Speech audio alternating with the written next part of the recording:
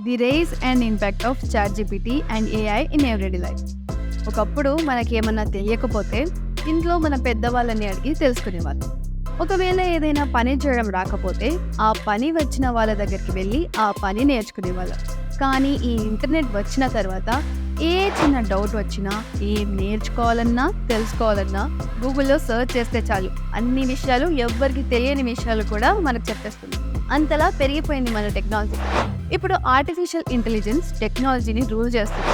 మనం డైరెక్ట్ గానో ఇండైరెక్ట్ గానో ఏఐని వాడుతున్నాం. అది మన లైఫ్లో ఒక ఇంపార్టెంట్ రోల్ ప్లే చేస్తుంది. అది ఎలానో ఇప్పుడు తెలుసుకుందాం. వీడియోని అయితే స్కిప్ చేయకుండా లాస్ట్ వరకు చూడండి.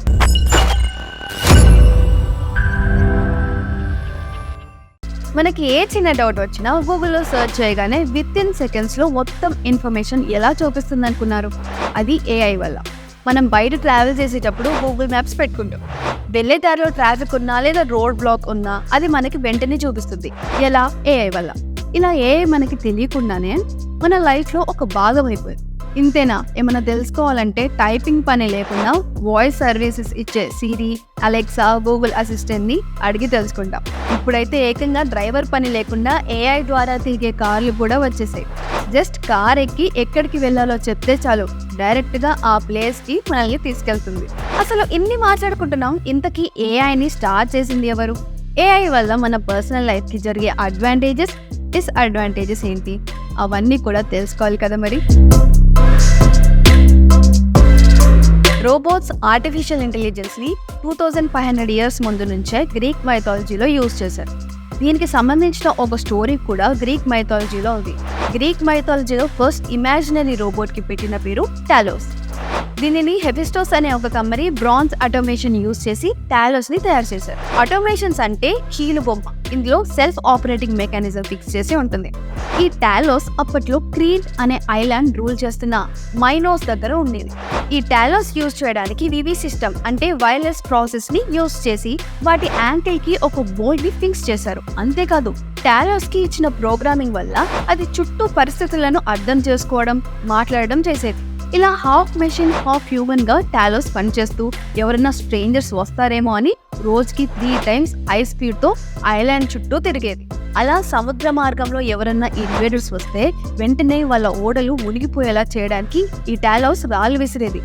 టాలోస్ ది బ్రాంజ్ శరీరం కాబట్టి అది బాగా హీట్ అయ్యి ఆక్రమణ చేయడానికి వచ్చిన వాళ్ళ ఛాతికి తాకించి సజీవ దహనం చేసేది అని గ్రీక్ మైథాలజీ చెప్తుంది.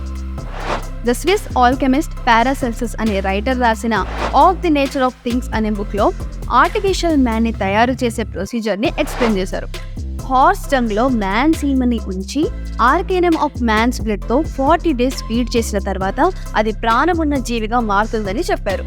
1927లో మెట్రోపోలిస్ అనే జర్మన్ సినిమా వచ్చింది. అప్పట్లో వచ్చిన first science fiction silent film ఇదే. ఈ సినిమాలో అచ్చం మనిషిలాగే తయారు చేసిన రోబో ఉంటుంది. ఆ టైంలో వచ్చిన ఈ ఇమాజినరీ సినిమా ఇప్పుడు రియల్ లైఫ్లోకి కూడా వచ్చేసింది. 1941 to 1956 మధ్యలో జరిగిన రీసెర్చ్లో హ్యూమన్ బ్రెయిన్లో ఉన్న న్యూరాన్స్ కూడా ఎలక్ట్రికల్ నెట్వర్క్తో పనిచేస్తాయని తెలిసి ఈ థియరీని బేస్ చేసుకొని ఎలక్ట్రానిక్ బ్రెయిన్ చేయొచ్చు అనే ఆలోచన వచ్చింది. అలన్ ట్యూరింగ్, ఇతను ఒక మ్యాథమెటిషియన్ అండ్ కంప్యూటర్ సైంటిస్ట్. ఇతన్ని ఫాదర్ ఆఫ్ ఏఐ అని కూడా పిలుస్తారు. సెకండ్ వరల్డ్ వార్ టైంలో జర్మన్ ఎనిగ్మా మెషిన్ యొక్క డీటెయిల్ ప్రొసీజర్ ఇతనే చెప్పారు. ట్యూరింగ్ టెస్ట్ గురించి ఇంట్రడ్యూస్ చేసింది కూడా అలన్ ట్యూరింగే. ట్యూరింగ్ టెస్ట్ అంటే ఇదొక ఇమిటేషన్ గేమ్. ఈ ట్యూరింగ్ టెస్ట్ ద్వారానే philosophy of artificial intelligence start అయింది. ఇలా మొదలైన ఏఐ ఇప్పుడు ఏకంగా మన జీవితాల్లోనే ఒక ఇంటి మనిషిగా మారిపోయింది. అయితే ఈ ఏఐ ద్వారా మన పనులు ఎంత ఈజీగా అవుతున్నాయో కానీ ఈ ఏఐ వల్ల మనకి చాలా నష్టాలు కూడా జరుగుతున్నాయి. మనం చిన్న చిన్న పనులకు సింపుల్ టాస్క్స్ని, స్మాల్ క్యాల్కులేషన్స్ని, ఇంకా అడ్రస్ని గుర్తుపెట్టుకోవడానికి బదులు ఫోన్ని వాడుతున్నాం. ఇది మనిషిలో లేజినెస్ని పెంచుతుంది అండ్ మెంటల్లీ, ఫిజికల్లీ వీక్ అయిపోతున్నారు. ఏఐ వల్ల మనిషి యొక్క డే టు డే యాక్టివిటీస్ మీద చాలా ఎఫెక్ట్ పడుతుంది. నిజానికి చెప్పాలంటే టెక్నాలజీ వల్ల హ్యూమన్ ఇంటరాక్షన్ అనేది చాలా తగ్గిపోయింది. ఏం అవసరం వచ్చినా మనం ఫోన్లోనే అన్నీ తెలుసుకుంటున్నాం. టెక్నాలజీ మంచిదే, కాదనడం లేదు. కానీ దానికి మనం అడిగే విషయాలు ఎలా తెలుస్తాయి? ఎవరో ఒకరు మనలాంటి వ్యక్తి ఈ ఇన్ఫర్మేషన్ అంతా డేటాలో పెడితేనే తప్ప దానంతటా అది అయితే ఇవ్వలేదు. ఇంకొకటి ఏంటంటే అందులో ఏదైతే డేటా ఉంటుందో అది మాత్రమే చూపిస్తుంది తప్ప ఎగ్జాక్ట్ ఇన్ఫర్మేషన్ ఇవ్వలేదు. దీనికంటే హ్యూమన్ ఇంటరాక్షన్ బెటర్ అనేది మా ఒపీనియన్. తెలియని వాటితో పాటు వాళ్ళ ఓన్ ఎక్స్పీరియన్స్తో చెప్పేది కూడా మనకి ఏదో విధంగా యూజ్ అవుతుంది. ఫర్ ఎగ్జాంపుల్, మనం ఒక రోడ్ ట్రిప్కి వెళ్ళాం, మనకి రూట్ తెలీదు కాబట్టి గూగుల్ మ్యాప్స్ పెట్టుకున్నాం. అదే మనం వెళ్ళే దారిలో చుట్టుపక్కల వాళ్ళని అడిగామనుకోండి, వాళ్ళు కూడా అదే రూట్ చెప్తారు. కేవలం రూట్ మాత్రమే కాదు, ఆ రూట్లో వెళ్ళడం సేఫేనా, ఆ టైంకి ఆ రూట్లో వెళ్ళొచ్చా లేదా, ఇంకా రోడ్స్ బాగున్నాయా లేవా, ఇంకా వెదర్ కండిషన్స్ బాగాలేకపోతే ఆగి వెళ్ళండి అనో ఇలా చెప్తారు. ఇవన్నీ మన ఫోన్లో ఏఐ ద్వారా యూజ్ చేసే యాప్స్ చెప్పలేవు. మనం డెస్టినేషన్స్ ఏది పెడితే అది మాత్రమే చూపిస్తుంది. ఈ మధ్య కాలంలో బాగా పాపులర్ అయింది చాట్‌జీపీటీ. ఇది ఈ పాటికి అందరికీ తెలిసే ఉంటుంది కదా. చాట్‌జీపీటీ గురించి తెలుసుకోవాల్సినవి చాలా ఉన్నాయి. అవేంటో ఇప్పుడు చూద్దాం. ChatGPT chat generative pre trained transformer. ఇది ఏఐ ద్వారా పనిచేసే ఒక చాట్ బాట్. దీనిని November 30, 2022లో లాంచ్ చేశారు. ఇందులో దేని గురించి అడిగినా వితిన్ సెకండ్స్లో కంప్లీట్ ఇన్ఫర్మేషన్ మన ముందు పెడుతుంది. మరి అదే పని గూగుల్ కూడా చేస్తుంది కదా. కానీ మనం దేని గురించి అయితే వెతుకుతామో దాని గురించి సంబంధించిన చాలా లింక్స్ ఓపెన్ చేసుకొని చూసుకోవాలి. కానీ చాట్‌జీపీటీ అలా కాదు, మొత్తం ఇన్ఫర్మేషన్ని ఒక ఆర్డర్లో మనకి ఇస్తుంది. ఈ చాట్‌జీపీటీ లాంచ్ అయిన 2-3 నెలల్లోనే వరల్డ్ మొత్తం ఫేమస్ అయిపోయింది. History, science, technology, coding, mathematics, general knowledge, programming languages, entertainment, health, cooking, life style, ఇలా దేని గురించి అయినా మనం ఈజీగా తెలుసుకోవచ్చు. కానీ మీకు తెలియంది ఏంటంటే దీనివల్ల లాభాలు ఎన్ని ఉన్నాయో నష్టాలు కూడా అన్నీ ఉన్నాయి.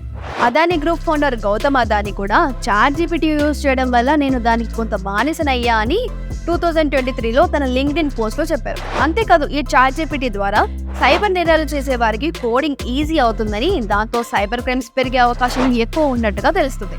అందుకని ఓపెన్ ఏఐ కూడా దీనికి కొన్ని రెస్ట్రిక్షన్స్ పెట్టింది. అంటే ఏదైనా ఇన్అప్రోప్రియేట్ క్వశ్చన్ అడిగినప్పుడు దానికి ఆన్సర్ ఇవ్వకుండా రెస్ట్రిక్ట్ చేస్తుంది. చాట్‌జీపీటీ ఎంత తక్కువ యూజ్ చేస్తే అంత మంచిదని, ప్రతి చిన్న విషయానికి చాట్‌జీపీటీ యూజ్ చేయకపోతేనే మంచిదని చెప్తున్నారు. ఎందుకంటే చాట్‌జీపీటీ ఒక సింపుల్ కన్వర్జేషన్కి 500 ml వాటర్ కన్జ్యూమ్ చేసుకుంటుంది. అదేంటి, చాట్‌జీపీటీకి వాటర్కి ఏంటి సంబంధం అనుకుంటున్నారా?